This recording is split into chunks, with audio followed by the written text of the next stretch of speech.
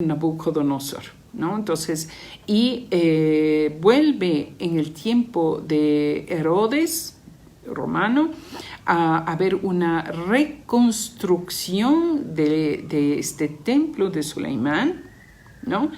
Hay una reconstrucción y eso es antes de Jesús, pocos años antes de Jesús, la paz con él. Y en el año 70 después de Jesús, esa segunda construcción del templo de Suleimán es arrasada por los romanos. Y lo único que queda de ese segundo templo, de esta segunda reconstrucción, es el muro de lamentos con el que ustedes pueden verificar donde los judíos van y hacen sus oraciones. Entonces, actualmente no existe absolutamente nada de ese templo. Bien, ahora, ¿qué pasó en la primera? Cuando les arrasó Nabucodonosor, cuando arrasó con ellos, se dispersaron y ya no tuvieron tierra. Ellos ya desde ese entonces están dispersos en el mundo, en diferentes partes del planeta. No tenían un lugar, sino que vivieron en diferentes países, en diferentes lugares. No tuvieron ellos, no volvieron a tener después de ellos un lugar, un país al cual pertenecer. ¿Por qué esto sucede, hermanas? Por el desafío que ellos tuvieron a todos los mensajeros que después vinieron, especialmente cuando vino Jesús y Juan el Bautista, Yahya, que le conocemos en árabe, fueron profetas enviados a los judíos, ¿no? Y ¿por qué ellos no aceptaron a Jesús? Porque él no le aceptaron a Jesús como el Mesías, porque para ellos el Mesías era alguien que representaba el poder político. Y sabemos que Jesús, alayhi salam, era totalmente desprendido y llevó una vida muy austera, desprendido de todo poder del mundo, riquezas, etcétera, etcétera, ¿no? Y él no le aceptaron, no le reconocieron a él como el Mesías y siguen esperando ellos al Mesías. Esto es una parte de la historia. ¿Qué pasó con esa área? ¿No? Esa área pasaron por ahí muchísimos pueblos, muchísimas civilizaciones y en el último periodo de nuestra historia contemporánea estuvo bajo gobierno islámico durante estos 1400 años desde que vino el Islam, porque al poco tiempo de eso fue la conquista de Beit el-Maqdis y que fue entregada las llaves a Khalifa Umar bin al-Khattab cuando salió la expedición en el tiempo del profeta Muhammad sallallahu alaihi wasallam, el intento de abrir esa ciudad sagrada y llevar el mensaje del Islam, pero el profeta muere y quien después, digamos en el tiempo de Umar, el segundo califa, es donde Allah permite que se abra esa ciudad hacia el Islam y se abra la puerta para los creyentes. Recordemos, hermanas, el concepto de esta aya que mencioné hace un rato. Allah habla de la tierra esta, que es un lugar sagrado para todo el mundo. ¿no? Entonces, ¿qué quiere decir todo el mundo? Quiere decir que todas estas religiones monoteístas, Islam, cristianismo y judaísmo, tienen derecho a entrar a hacer sus oraciones en estos lugares. Entonces vemos que a lo largo del periodo de que estas tierras sagradas estuvieron bajo gobiernos islámicos, siempre los musulmanes permitieron a las otras religiones a entrar, excepto en el periodo de 93 años, cuando fue el tiempo de las cruzadas, entre el siglo XI y el siglo XII, que los cristianos europeos lanzaron las cruzadas hacia Tierra Sagrada. Es donde se da derramamiento de sangre, porque ellos entraron a arrasar y matar y masacrar a los habitantes de ese lugar, incluso cristianos que vivían en esa área, ¿no? Y no está esto solo en nuestra historia, sino que está en la historia de los cristianos mismos, donde se jactan y dicen, cuando conquistamos Jerusalén, la sangre llegó a las rodillas de tanta gente que ellos masacraron. Ellos masacraron a más de 500,000 personas cuando entraron los cruzados a Jerusalén. Y eso es un periodo que duró 92 años, o 92 o 93 años, me falla un poco la memoria, que estuvo bajo gobierno de las cruzadas, los cristianos europeos, ¿no? Fuera de ese periodo, todo este tiempo de 1400 años que estuvo bajo gobierno islámico, las puertas de Jerusalén estuvieron abiertas para la gente que quiera rezar. Incluso, hermanas, cuando Salah ad-Din se hace cargo de ya él es quien limpia esa área de las cruzadas y echa a las cruzadas fuera de tierras del Islam, de esa área. Incluso Salah ad-Din permitió que estos mismos europeos que vinieron a saquear y matar y masacrar y hacer todo lo que hicieron, les permitió que sigan yendo a cumplir sus oraciones. ¿Por qué? Porque es el principio que Allah subhanahu wa ta'ala dice en el Corán, ¿no? Es una tierra bendita que está permitido que la gente vaya a hacer sus oraciones. Aquí hay una pregunta. Perdón.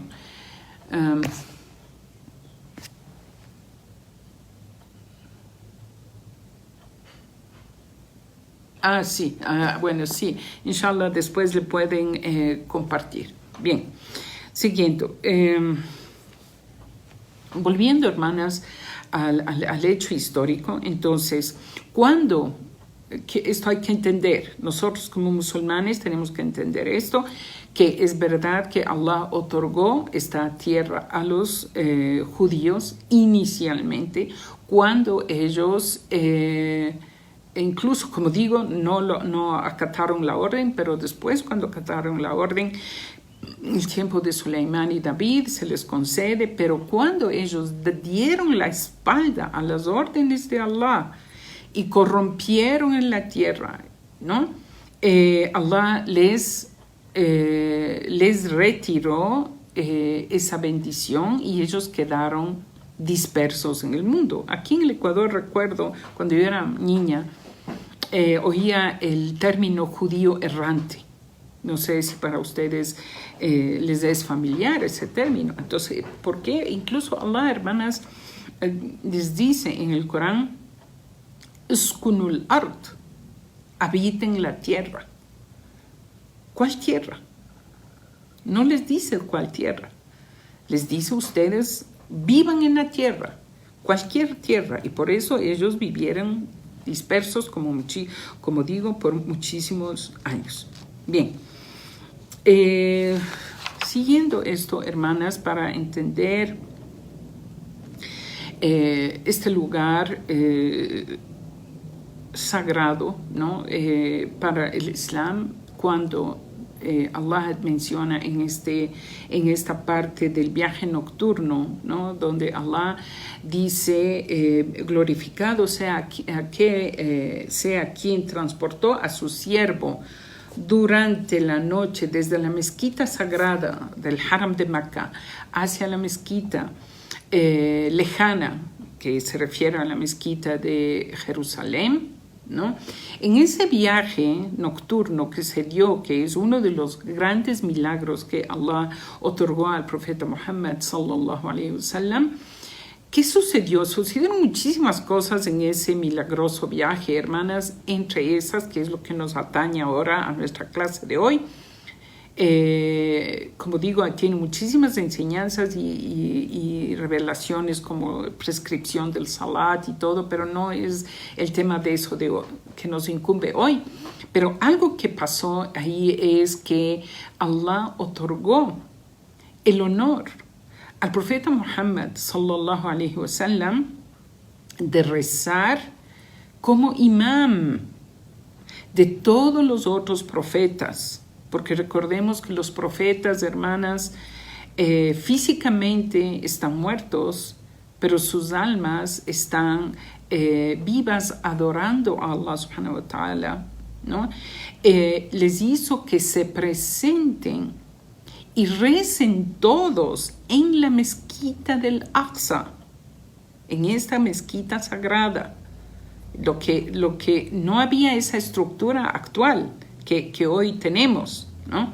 Pero estaba ahí ese lugar y ordenó al profeta Muhammad que lidere la oración de 2 rek'at.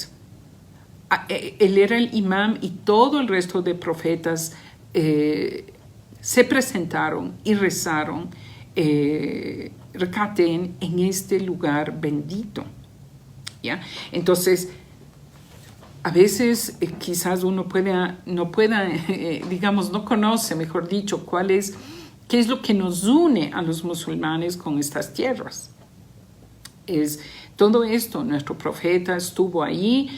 No fue un sueño, hermanas, esto no fue un sueño, porque el profeta Muhammad sallallahu alaihi wasallam,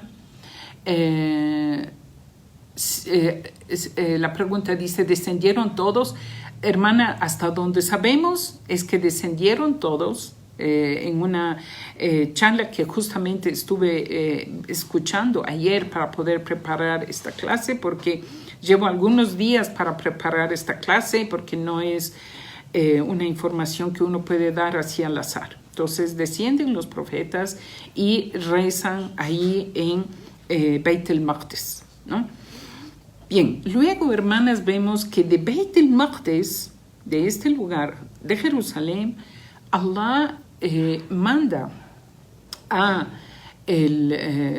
la orden de que Jibril, el ángel Gabriel, ascienda a los cielos junto al profeta Muhammad sallallahu alaihi wasallam, ¿no? Entonces, ¿por qué no ascendió desde Mecca? Pudo haber ascendido desde Mecca, ¿verdad? Pero Allah hace que el profeta Muhammad ascienda a los cielos desde este lugar sagrado de Jerusalén, ¿no? Es un hincapié, hermanas, y de ahí también el hadith del profeta Muhammad sallallahu alaihi wasallam que dice, uno no puede hacer el viaje para rezar en una mezquita excepto para 3 mezquitas: la mezquita sagrada de Mecca, la mezquita sagrada de Medina, y el tercero es Jerusalén. Entonces, no es que uno, por ejemplo, hoy día dice, bueno, hay una hermosa mezquita en la China, o hay una hermosa mezquita en Marruecos, o se construyó una bella mezquita en América Latina, entonces yo voy a trasladarme a hacer un viaje para rezar en esa mezquita. No.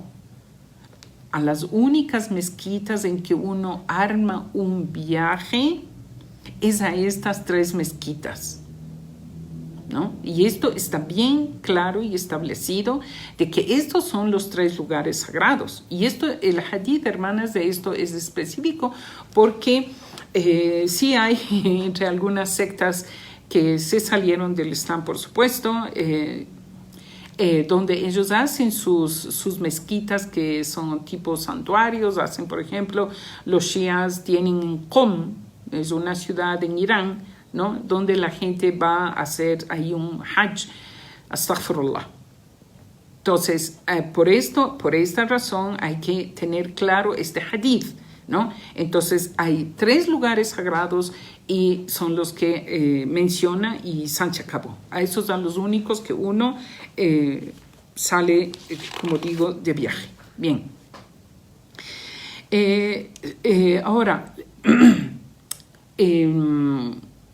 cuando Omar, hermanas, volviendo un poquito a lo que estábamos hablando de la historia, cuando en el tiempo del profeta Muhammad, sallallahu alaihi wasallam, él arma un ejército y tiene un encuentro con los romanos en la batalla de Mu'ta, que fue una batalla que fue de extrema dificultad, y eso ya se da al final de la vida del profeta Muhammad. Ya faltaba muy poquito para que él muera. Luego de eso, no pudieron, por supuesto, llegar hacia Jerusalén y toda esa área, sino que se dio después en el tiempo de Omar, como dije, ¿no? En el tiempo de Omar, cuando Omar, hermanas, hizo su viaje desde Medina, fue el único viaje que él hizo para recibir las llaves de una ciudad, porque los patriarcas que vivían en esa ciudad, patriarcas cristianos, ¿no? Dijeron: no podemos entregar las llaves de esta ciudad a cualquier persona, excepto al jalifa que ustedes tienen, a su rey. Entonces, para nosotros no es rey, por supuesto, era un jalifa, Amir el-Mu'minin, príncipe de los creyentes. Hace su viaje y estaba, hermanas, en los libros sagrados de ellos, la descripción de la persona a la que iban a entregar las llaves, que era una persona que tendrá 80 y pico de parches en su túnica. Y si vemos Omar, un hombre muy sencillo, a pesar del poder increíble que tuvo cuando él llegó a recibir, incluso recordarán el relato que él tenía una montura y tenía un esclavo que le acompañaba y nadie más. Eso hizo el viaje. Y una vez subía al camello o a la montura, creo que era un camello, a Omar, y otra vez subía al esclavo, y una vez Omar y una vez el esclavo, ¿no? Y justo resulta que cuando ya estaba a la entrada de Jerusalén, le tocó el turno de estar en la montura al esclavo. Y Omar, con su ropa muy, muy humilde, muy sencilla, incluso se enlodó el rato que pisó un charco con agua y le saltó el lodo a su túnica. Y el comandante del ejército, cuando le ve al jalifa llegar, se apresura y le dice, ¿cómo vas a entrar así, Omar? O sea, ellos son gente de apariencias y protocolos y todo eso. Entonces Omar le responde y le dijo: si otro hubiera dicho esto, dice, nosotros somos un pueblo que fuimos honrados por el Islam, por nuestra fe, no por nuestra apariencia, ¿no? Entonces no es que nuestra apariencia y los protocolos y todo el séquito que me va a acompañar es lo que me honra. Lo que me honra es el Islam que Allah puso en nuestros corazones. Entonces Allah es quien nos honra y pone el respeto en el corazón de estas personas. El muhem, hermanas, este asunto es que Omar entra y el patriarca entrega las llaves de la ciudad a Omar, y en eso entra ya la hora del Asr para rezar. Y por supuesto los musulmanes se preparan para el Salat, y este patriarca le ofrece a Omar rezar en su iglesia. Y le dice a Omar: usted, Amir el-Mu'minin, entre y reza en esta iglesia. Sin embargo, Omar se rehúsa a rezar en esa iglesia por algunas razones. Primero, para que no crean los musulmanes que vienen después de que uno puede rezar en una iglesia. Dos. Le dijo, pero eso no es lo que le dijo al patriarca. Lo que le dijo al patriarca fue: temo que después